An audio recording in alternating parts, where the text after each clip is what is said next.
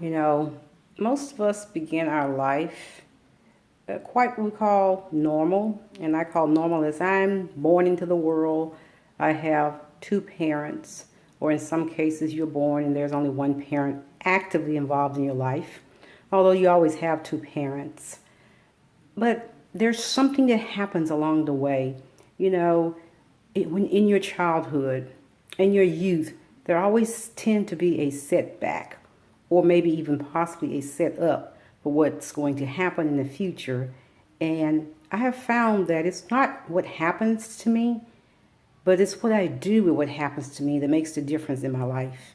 If I'm able to take the circumstances of my life, say for example, if I was a child and I grew up in a home where there was a divorce, for example. Many cases, children who grew up in divorced homes, they feel rejected. They feel somehow alienated. And this caused them to take on the persona of living a life of rejection and neglect and abandonment.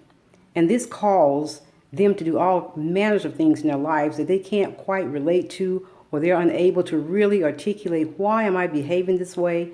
Why is my life going this way?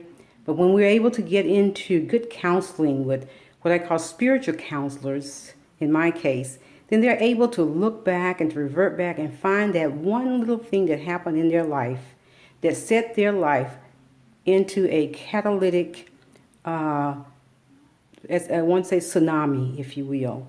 This one little thing. And I encourage you, if you are one of those people out there and you are able to find out what that one little thing is in your life that started your life on this catastrophic tsunami, and that's been continuously leading your life and causing you to fall into despair and disrepair and causing you to make bad decisions about your life, then you need to go back to that moment in your life. Go back to that time. Let's say, for example, if you were molested, if you were raped, if you were harmed in any kind of way, emotionally, physically, or psychologically, you need to go back to that moment in your life. You need to go back there and sit with what I call your inner child. You need to go back there and sit with that moment when this took place. And you have to find healing in that moment. When you find healing in that moment, you are then able to begin your life anew. You'll be able to move on in your life and to do the great things that you have come here to do. And you'll be able to create a life that is uncomparable to those around you. Not that I encourage you to compare yourself to others. But what I'm saying is that the only thing that stands between you and your dreams are what I call the enemies of your mind. And once you're able to silence those enemies, you'll be able to do anything you choose to do. Not only that, I say when you get your healing, your children, if you have children, they naturally get their healing, because the one thing about brokenness is that it recreates itself. The one thing about hurt, she recreates herself. The one thing about suffering, she'll recreate herself. But once you break all these chains on these things in your life that have kept you from living the kind of life you deserve to live, then you'll be able to walk on in victory. You'll be able to go on to great destinies. You'll be able to touch others, to empower others to do great things with their lives as well. This is why we're here.